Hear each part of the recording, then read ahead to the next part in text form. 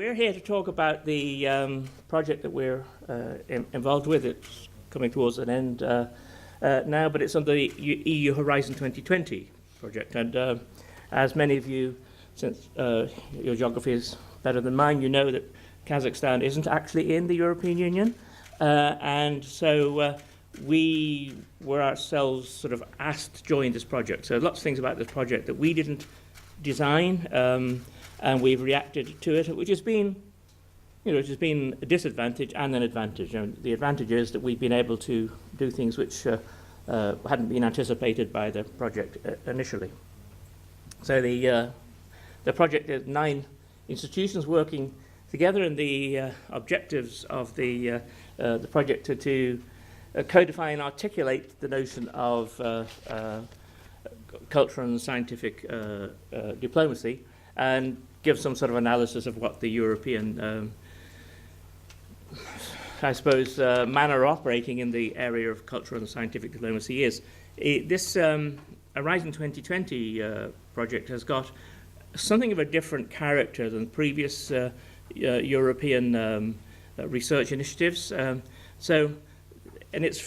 they're forcing us to try and be useful, which, as academics is very difficult to do. So as well as polishing our CVs by publishing articles, we also have to come out with policy recommendations. So we'll be boring you with a few of the policy recommendations later.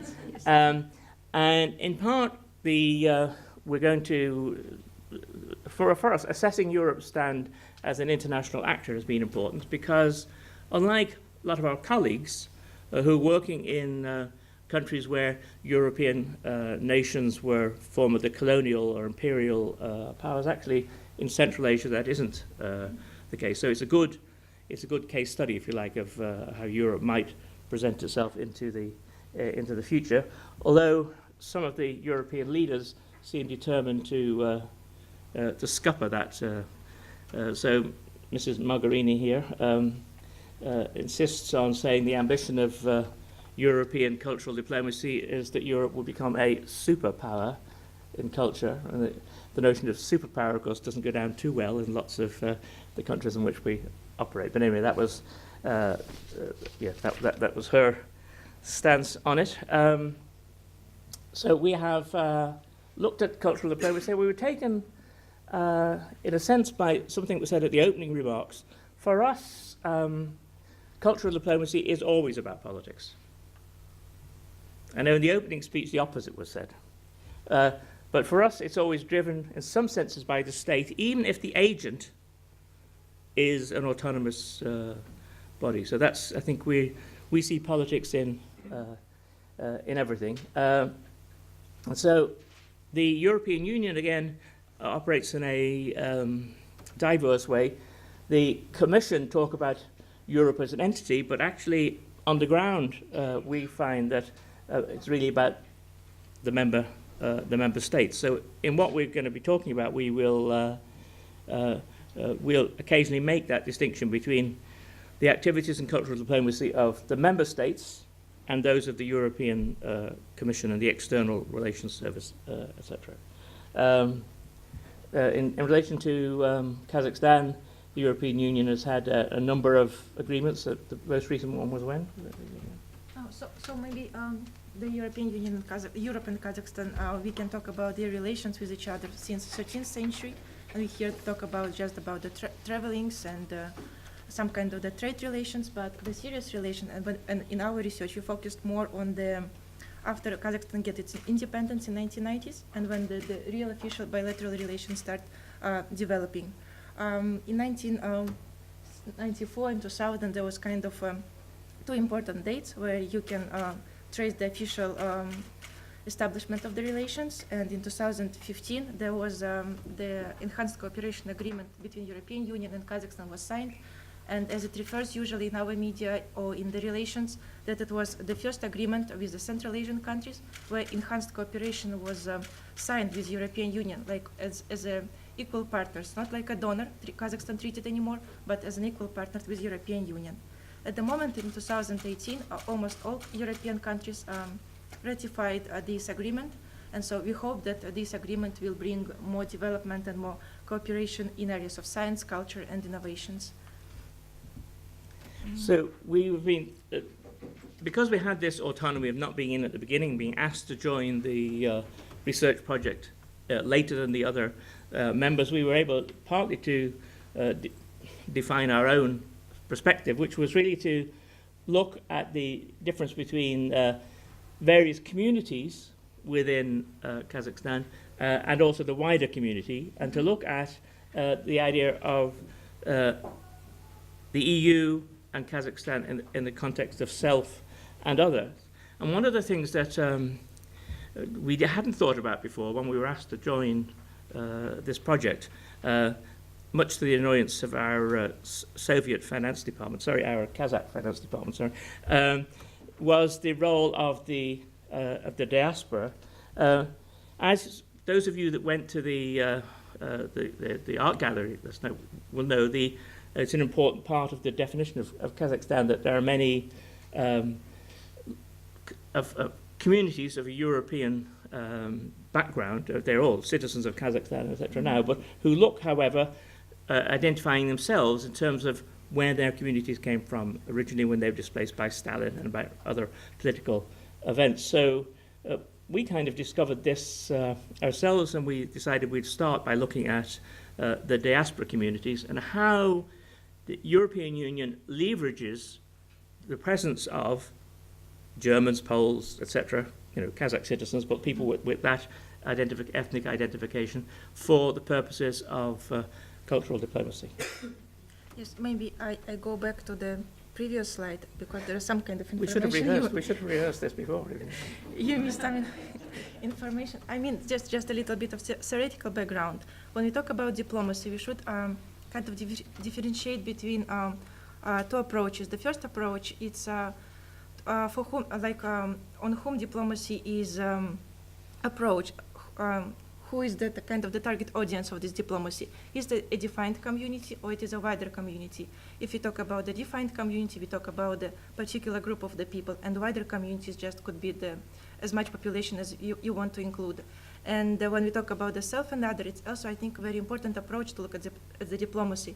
We don't look only how European Union, how conduct the diplomacy, but also how Kazakhstan or other country perceive this type of diplomacy and how Kazakhstan look at the initiatives that European Union have in the country.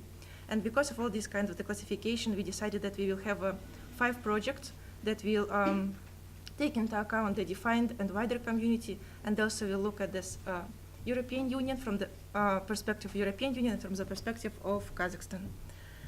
And so going back again to the diaspora, and we should take here that probably most of you know that because of this kind of the historical context of the Kazakhstan being under Soviet Union, and during the 1930s, the Stalin sent many ethnicities to Kazakhstan.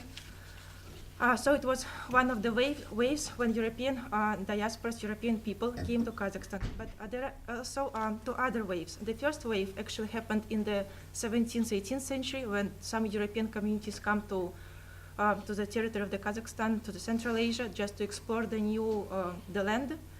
Then it was the second wave during the Stalin period, and the third wave was the 1970s when the people came to explore this because of the program of the Virgin Lands. And so now all these ethnicities in Kazakhstan, they are these Germans, Poles, Lithuanians, Bulgarians, and many others. We have more than 130 kind of the ethnicities. And we, in our case, we just looked at European diasporas. And they're all citizens of Kazakhstan. They have strong relations with the country of origin, with the homeland. And all of them have the right to have ethnocultural centers. So we decided to look how actually diaspora engaged with the homeland and the home country. With homeland, we mean the country of origin, and the host land is Kazakhstan in our case study was. And we went to Karaganda, we went to Pavlodar, we went to Almaty to interview these people, and we want to look from the 2 perspectives, the level of the engagement with homeland, and we looked at, for example, Germany, Poland, Romania was very active in engaging with diaspora.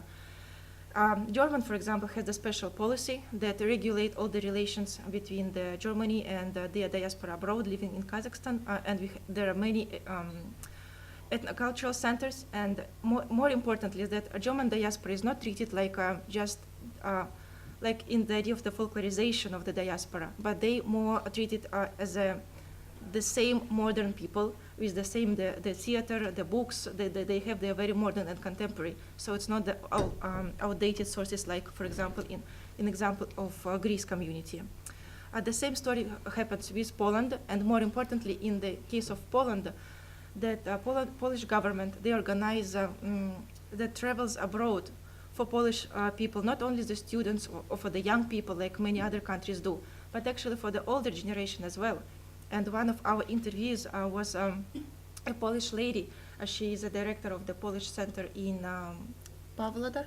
I think she was from Pavlodar.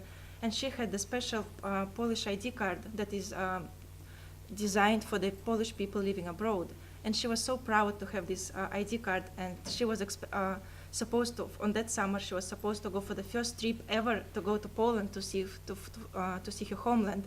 And she was very excited, and she was kind of about to cry because of she was so emotional. The interview was very emotional, and to speak with these people is very interesting because they're very enthusiastic in promoting their culture in Kazakhstan, especially when the country like Kazakhstan has the opportunities to, and the atmosphere and the platform to give to these people to promote their culture and values. So one of the kind of another conclusions that we find out, the findings, not all the countries, the homeland countries, treat their diaspora in a good way. Some of them even forget about their diaspora living in Kazakhstan, and they explain that, oh, the number is so small, and we don't have on the official map of where is our diaspora lives, we don't have this diaspora living in Kazakhstan. But actually we went to make the interview, and this diaspora exists, and they have the ethnocultural center, and they even went for the first time to the main congress of this diaspora and present themselves. And many people, even from the government of that country, was very much surprised hearing that, oh, actually we have this diaspora living in Kazakhstan. So that was for us was kind of very interesting contribution to the study of the diaspora in Kazakhstan. Here we have the list kind of the recommendations that we provided for the European institutions, how to work with the diaspora and how to leverage diplomacy. So this is some kind of the... you could say there was a new... some of the countries actually denied the existence of diaspora communities. Kristina was being very polite about them. But the most northerly in that list said the day before we actually went to interview them that it didn't exist, which was a bit of thing. But anyway, I suppose we feel that lots of countries underutilize the presence of people sympathetic to them in their own countries. And then also a lot of foreign ministries have got strategies where they prioritize particular areas of the world and ignore the potential for diaspora, and it's not a very expensive option. You know, you can engage these people relatively cheaply. It's not a big it's not a big deal. But anyway, I'll be at home in Ireland. We don't even have an embassy in Kazakhstan, so I can't be criticising these other countries. We're all 12 members of the Irish diaspora met recently. A fashion in diplomacy is this notion of using the social media. It gets an awful lot of hype in the literature about diplomacy. It's now many countries have got compulsory courses for their diplomats on how to use the social media, etc. So we thought we would just check what the social media actually was used for on the ground, and we found a very mixed picture. I think that would be. Yes, we decided to analyze the Facebook. We decided it was on purpose. We didn't look on the Vkontakte, which is one of the most popular platform in Kazakhstan. It's in Russian language, but we decided to not to use this platform because not all embassies have the pages there. Actually, probably one or two only. and we decided to look at, for comparative purposes, to take the Facebook, not Twitter, because you can only text there, so you cannot see the whole message with the pictures, with the visual data. And we take the period of more than 1 year. It was between the dates when we had the elections in Kazakhstan, so we could see, analyze, does any of the embassies, whether used this kind of the political agenda on their Facebook posts or not. And the second date, it was finished in May 2016, when the cooperation between Kazakhstan and European Union was signed. So it was a very long period, and we get, I think, more than 2,455 posts we mentioned about the, we analyzed. And so we discovered that most of the embassies used actually their Facebook page as just the note page, that they advertise their tourist educational opportunities, and it was just a kind of for the promotion. And there was not much done on the engagement, because in the literature, in the academic literature, and when you have all this kind of the high-level meetings, they say, well, digital diplomacy is first of all used for facilitating engagement with the local population. But actually, in our case, it's still used more for the promotion. But there are two cases very successful. It's Germany and UK, which was very popular in Kazakhstan and have a lot of likes, followers, and very successful digital diplomacy they have in Kazakhstan. For example, German embassy was very engaging with the local population, and they have various activities like Bundesliga, so they ask the questions, and the followers should kind of interact with the embassy. Then the embassy give the prizes for the participation, and they put the pictures, and they meet with the winners of some kind of the competitions. And there are so many kind of engagement going on between German embassy and local people. And with the British embassy, we should say that a lot of, when we talk about the digital diplomacy and how successful it is, it also depends on who is the ambassador and what is the personality of the person, the personality of the ambassador. In our case, when we did this analysis, the ambassador of UK in Kazakhstan was Dr. Carolina Brown, and she was just a spectacular person, wonderful in her approaches to engage with the people. She put the videos, for example, on how she's learning the Kazakh language or the Russian language. All her congratulations, or for example, for public holidays, was in Kazakh Russian. So she kind of respect the bilingual situation in Kazakhstan. And that was get such a great response from the local people. And they were congratulating on her kind of improvement in the Kazakh pronunciation. And it was more than 2,000, 3,000 likes sometimes. And people do share, people do support. And that was, for me, it was just a great revelation when we saw this kind of the engagement and how popular digital diplomacy and successful could be on this level. Yeah, some of the embassies, you wonder why they're bothered. These two were good, but some of them were just so poor. Yes. They were just wasting their time. It was sort of a form of monologue, really. There's no dialogue going on at all. Yes, And the distance between the rhetoric of social media and the actual use was And some of them used their local language, the native language, some embassies, which is, it's not English, it's not Russian, it's not Kazakh. So people even cannot understand what they write on their Facebook. So it was very difficult even to follow what about they written on their Facebook. Yeah, so we made a series of recommendations. I said in the Horizon 2020, you're supposed to give these practical things, using the local language, engaging online activities, renewing the stuff regularly. These are just straightforward things you would want to do if you want people to take seriously your page. And I think some of the embassies were just ticking a box from the foreign ministry. Have you got one of these? Yes. So yeah, banality, all that one-sided content, all those sorts of things. So this was an interesting part of the project. We also wanted to look at how Europe was presented to people in the country. So we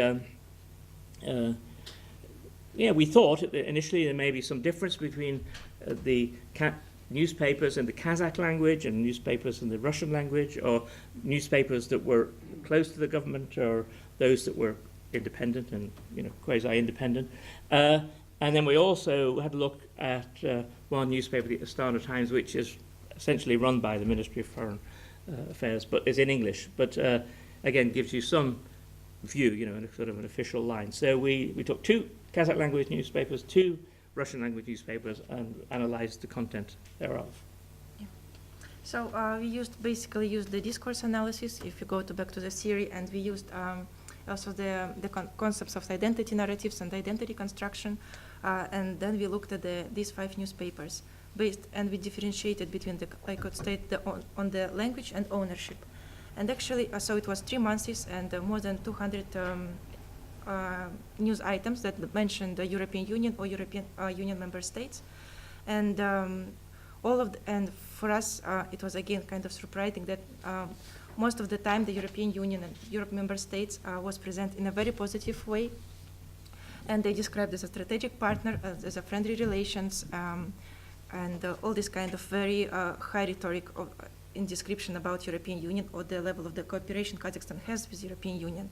Maybe a little bit difference it was between Kazakh and Russian language in the case when during the period of analysis in Kazakhstan it was the huge debates about the education, the language system, and about the land reforms. And in Kazakh newspapers, when there was the debates between the scholars, the academics in the Kazakh language, and when they do the references describe the European Union, it was more like a civilizational power, the civilization with the great values. And so they say, oh, we have this problem in Kazakhstan. We don't respect the Kazakh language, so we don't have enough hours for the Russian or English languages. And they say, but in the European Union or in Europe, and they must reference like a Europe, not European Union, which is a political union, not to the European member states, but they make a reference to Europe like something like, I don't know, the civilizational or sacred in terms of the values.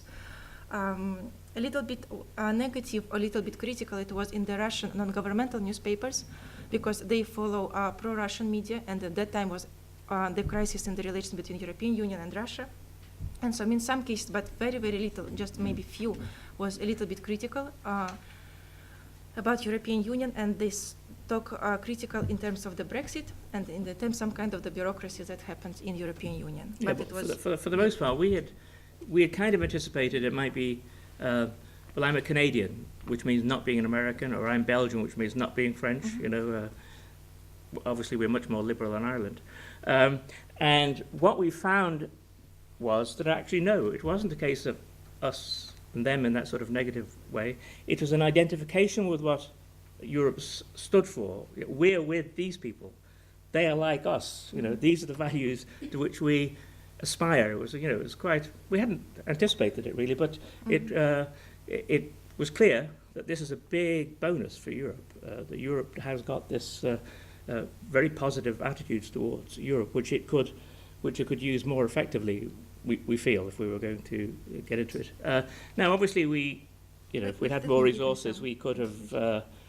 Gone for a longer period, but I think we're fairly satisfied that it wouldn't have changed the overall conclusion. Yes, and it's interesting that so when you have the kind of construct your own identity, you do it in a very negative way. I'm not somebody else, but in terms of in our case study, you see that actually the cultural diplomacy works maybe, or soft power works. If the idea of the soft power cultural diplomacy, it's make your values attractive. So in case of the Kazakhstan, it was actually very successful. Kazakhstan wants to be like and portrayed itself like we have the same values, or we on the road, on the way to become like European Union or like Europe. And it of course works for the legitimacy of the regime and domestic context, but it's kind of another story. So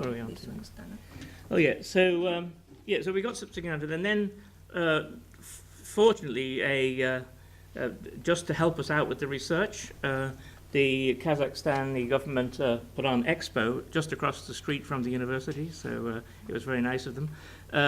So we went over to to have a look and see how a mega event like this, a major event like in Azerbaijan might have been the Eurovision Song Contest, which I noticed wasn't mentioned during the presentation.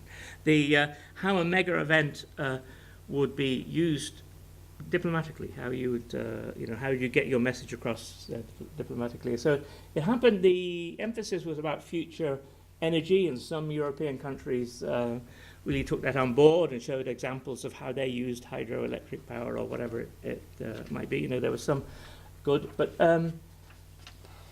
some of them were, you wondered why they bothered spending the money, really, putting up a pavilion at all. Again, we thought Germany, Austria, France were among the better ones. Yeah, limited range is code for don't waste your time, I think. And one of the things we did, however, feel that Europe had missed a trick, and if these things happen again, it should do, is that the European pavilions were in different locations around the site. So, unlike, say, for the African plaza, all the African countries are there together. You know, you got some sense of these are African countries giving a united presentation of Africa, but Europe was just all over the place. And we feel, in a sense, that the Commission and the permanent representation might have been a little bit more active there, so that Europe could be seen as, a united front. If you like, as it says here, the EU was invisible at Expo. Mm-hmm. Yes, and when you talk about the energy or environmental policy of European Union, it says on every European Union document that it's a policy of European Union, and it's everywhere, like European Union stays as a single actor. But when you come on the Expo, we came and we saw that actually no, and in each of European member states pavilion, there was no even mention of European Union single policy on environment or energy. So for us, it was kind of a little bit frustrating. You talk about European Union as a single actor, and all the documents are about the energy, how European Union sees itself. But then you go on the site, and there is nothing like even the mention, even the symbol of European Union. So for us, it was kind of frustrating. When we talk about the most successful pavilions, we talk about Austria because it was very engaging. It was the messages were very straightforward. Germany, of course, was very, the pavilion was one of the most visited, most successful, again, with the lot of approaches and channels that they used. It was very interactive, and the people liked it a lot. Then we talk about UK. In case of the UK, why it was so popular, because they make a reference to the Kazakh traditional yurt, the kind of the house, the nomadic house, and the people liked it a lot because it kind of touched the emotions and the identity issues. So that was very successful. In France, it was very colorful once again, and they put and they used like favorite and lovely kind of the characters of the Saint-Exupéry, for example, or the Jules Verne. So everybody knows, everybody have the special kind of the attachment to these characters, and so it was a very successful move. In Greece, it was the whole atmosphere of Greece, and it was very beautiful once again. And the Polish, which was once again was very popular and successful pavilion, and at least as for example, the Romania or Slovakia, Lithuania was the least successful. There was not kind of no special identity was designed, and there is no kind of the clear approach. What do you want to say with this pavilion? What is your stance on the energy issues? Yeah, so it was a missed opportunity. We felt missed opportunity for some of them. And yeah, use local language, sensitivity to local conditions, some reference to ongoing scientific cooperation. All of these things would have been easy to do and would have greatly enhanced, we feel, greatly enhanced the success of Expo. So again, we tried to look at scientific diplomacy and see the extent to which, if you like, Europe gets good value from some of the schemes, most notably the framework program, FP7, FP6 and 7, but primarily FP7 for those familiar with the EU speak. And we interviewed scientists to see what they got out of it and to what extent it enhanced their cooperation with Europe. To what extent it was actually not just a scientific experiment, but was a cultural scientific diplomacy thing. And we found, again, very positive attitudes towards the EU here. And while, as I say, some of our colleagues who looked not in Central Asia, other places, found some bit of negativity about colonialism and imperialism and all that kind of thing in the cultural area. Actually, in science, we didn't find that. We found that people were much more open to collaboration with Europe, valued it, continued to publish articles with colleagues from Europe, put together other schemes, for the next round of Horizon 2020 or whatever. They've slightly changed the name recently, I've forgotten, but it was a continuing relationship, I suppose. That's what we're saying. And that didn't relate necessarily to the amount of money that was spent. It wasn't just the bigger spends that got that kind of reaction. So we think that this is an area where the European Union is maybe could expand its diplomatic activity. This is an area where Europe could be more successful. Yes, and it is the area where the European Union benefit a lot, a lot of advantages there. What about oh yeah, so all right. Maybe a little bit briefly, because then there is the whole panel about Silk Road. Oh, is it? All right then. So, yeah, apparently I've been told to be quiet. No, you can just introduce. They brought us some vodka. Yeah. We're going to talk about this a bit later, I suppose, what we're saying.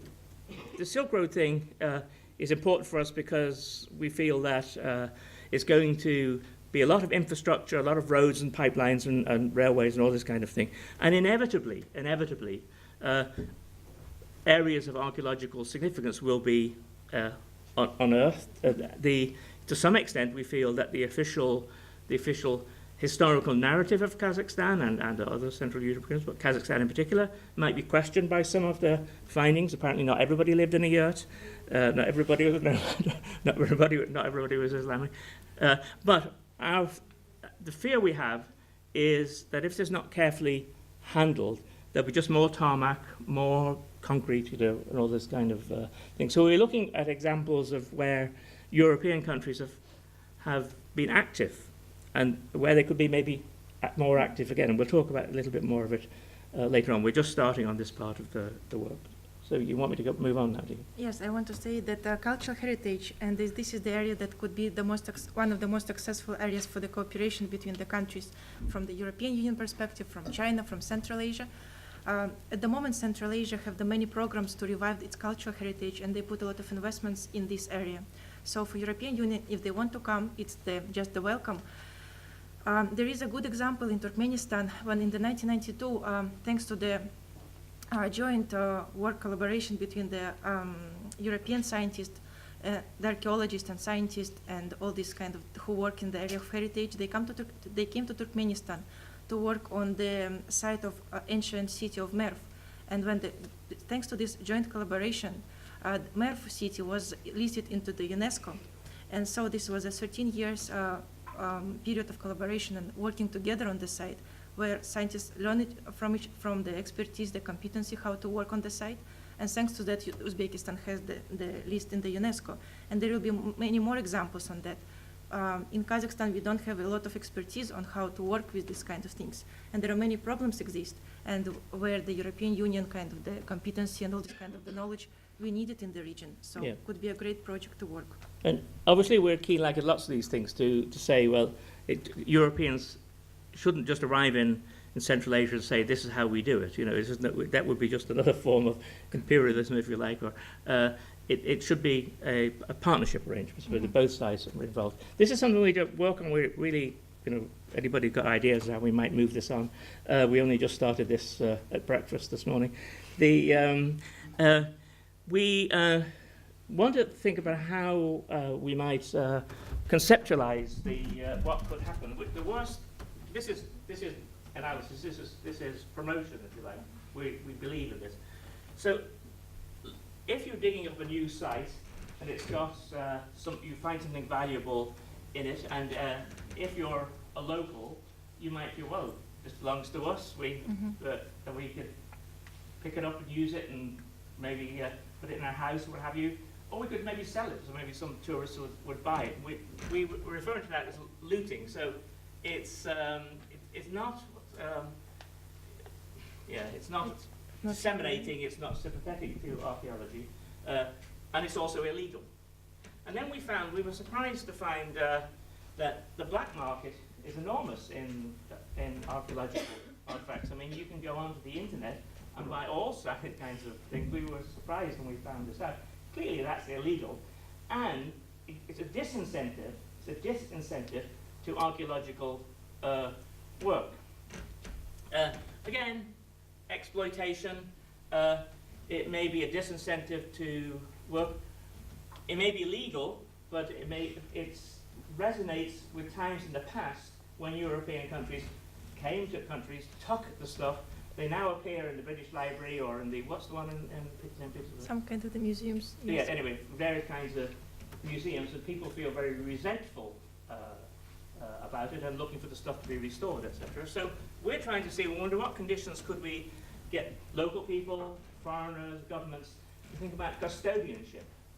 How that jointly we could use the kind of new materials that are going to be unearthed in a sympathetic way, and that we could get local people to feel engaged through maybe when they find things, that there might be a database they could go to and say what they found and where they found it. We could get a map that the scholars might use. Or similarly, governments could do similar things. They could say, well, we're not going to exploit this in a sort of touristic kind of way. We're going to look after this heritage. And a lot of it there are a lot of there's a big legal framework here. But we're finding in Central Asia, anyway, in Kazakhstan in particular, that it's not really being used. So we want to, as it were, work in this box. So we're open for ideas and suggestions on this. You can stay there and talk. What? You can keep waiting there, staying there, and you can keep staying there in that position. There is no need I to see. see You don't this. need those. No, Yes, I can. I'm yeah, I'm being too comfortable loud. here as well. What were you saying? Yes. So when I was introduced to the political scientists, you know that political science is about where power really lies. Draw your own conclusions. We put this up because some of you might be interested. We knew that it was about this student audience. These are things we've published since the beginning of the project. If you think you might be interested in any of them, you can send us an email, or afterwards we can we can send them out to you. And that's it. Yes.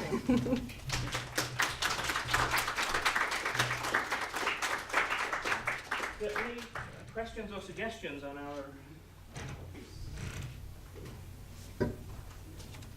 Well, the caffeine obviously works. I have just a quick question. So do you believe that the cultural items that were taken back in the day by European nations are now obviously embedded in their own cultural structure, if you will? Yes. And they should be returned now? No, we don't necessarily think. We think there's a variety of ways in which we could do this. So if you want to use your cultural artifacts diplomatically, you want to send them out. Have a look at what we were like, have a look at whatever. But that should be done in agreement, in a custodial kind of way. We both look after it. So it's not that everything should be, returned or that kind of thing. That's a debate we're not going to win. It's not going to happen.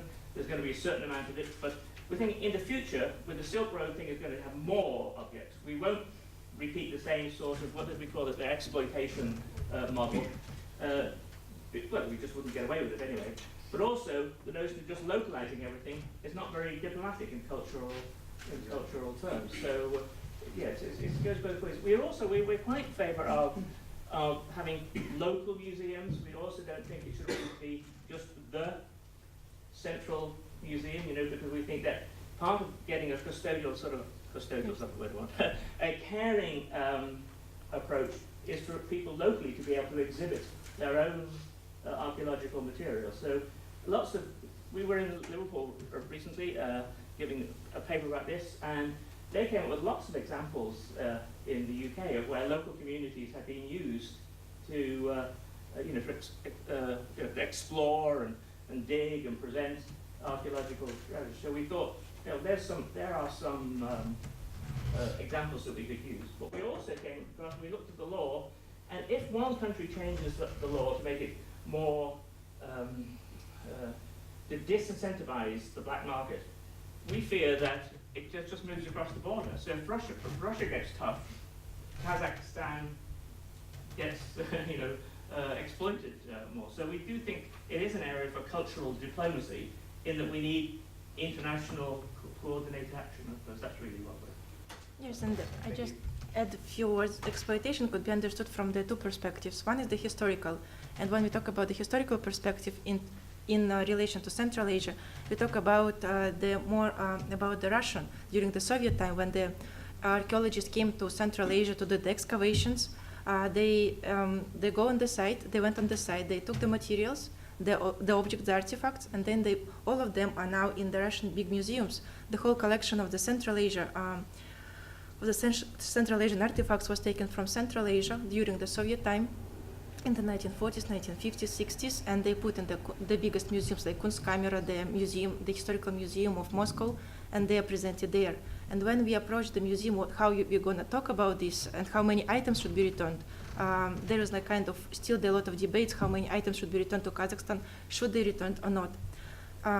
And the example of should they be returned or not, we can think about the example of Tajikistan. In Tajikistan, it was found during the Soviet time, the big statue of Buddha. It's more than 12 meters.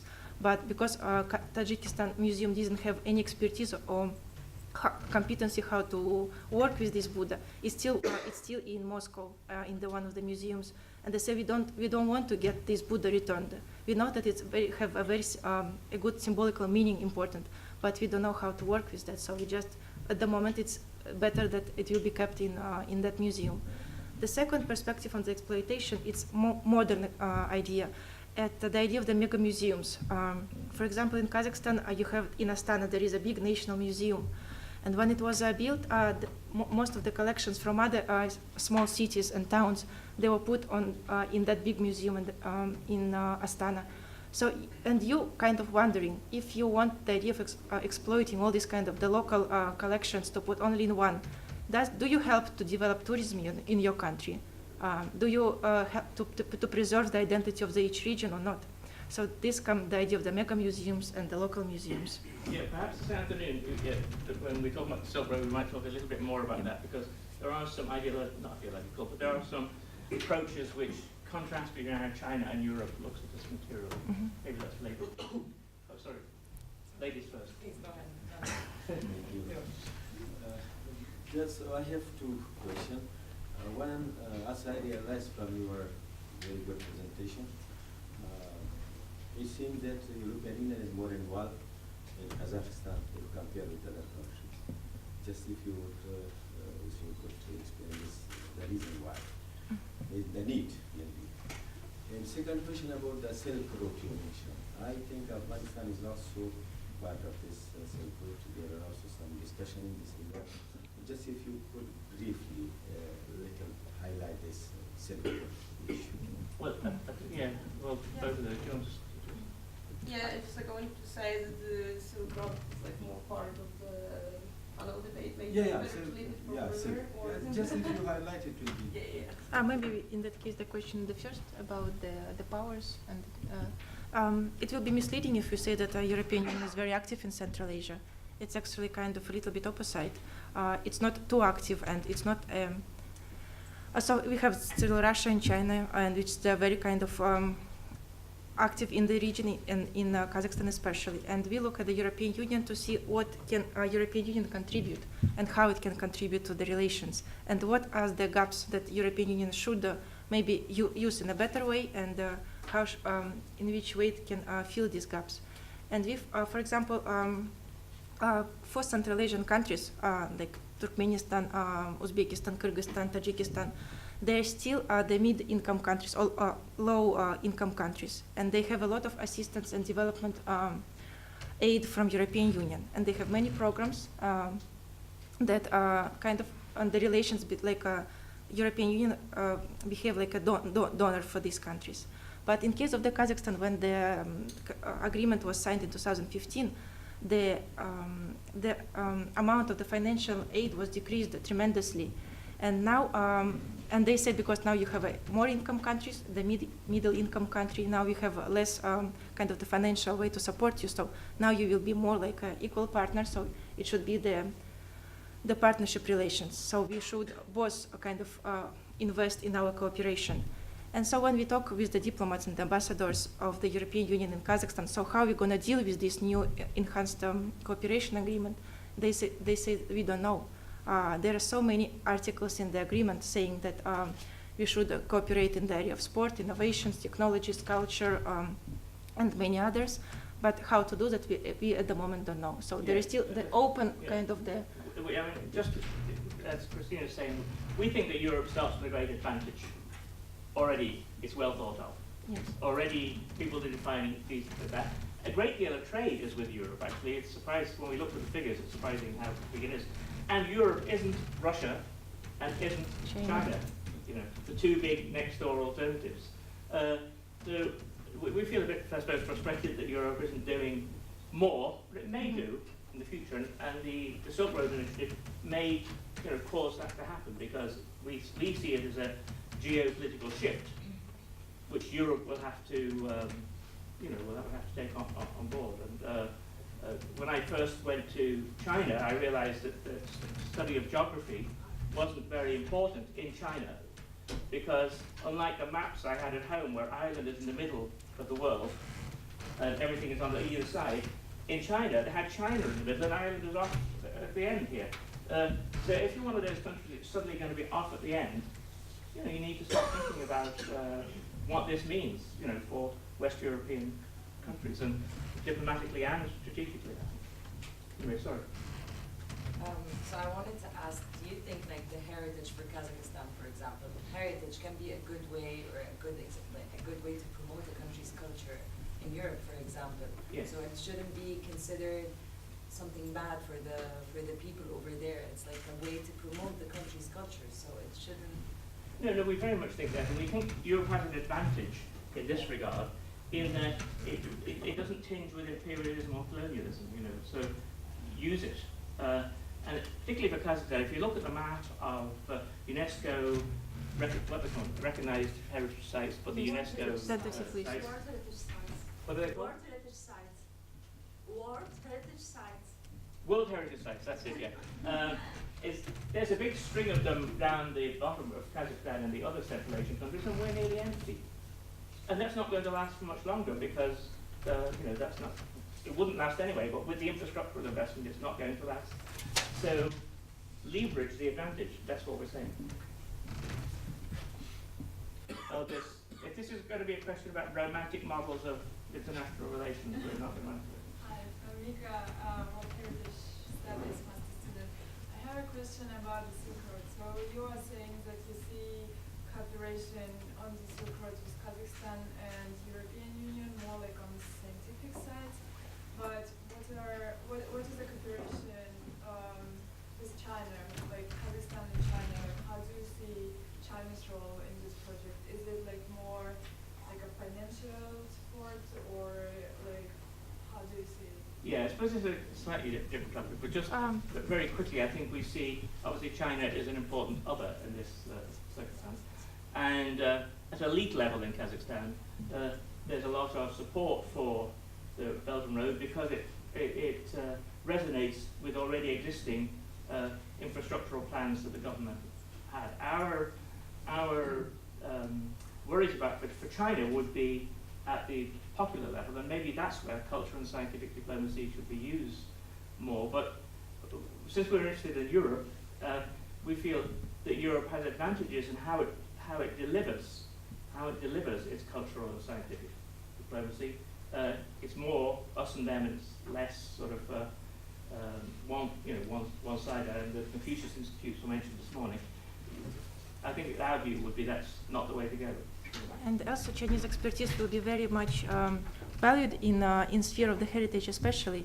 And one of the most important, the kind of the cases that I can bring now on the ground, it's when in 2015, I think, or 2012, when we had the Winter Olympic Games in Winter Student Games, like it's kind of the analog of Olympic Games in Kazakhstan. In Almaty, one of the site, which is already UNESCO site, was under the threat of destruction.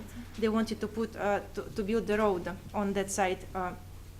The government, local government, But it was the Chinese scientists who make this issue very loud, and they start approaching the Kazakh government, they start approaching the Ministry of Foreign Affairs, the Ministry of Archaeology, to work to see what it's impossible to build a bridge there. And it was actually Chinese activists who put this voice, and they say this is the case happening in Kazakhstan.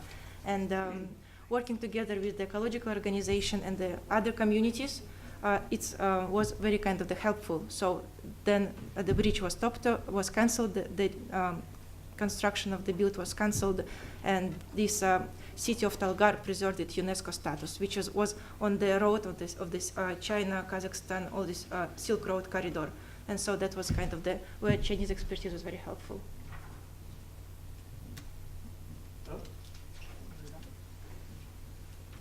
When we talk about culture, in subcontinent, British came and they were working there, and then they introduced their culture.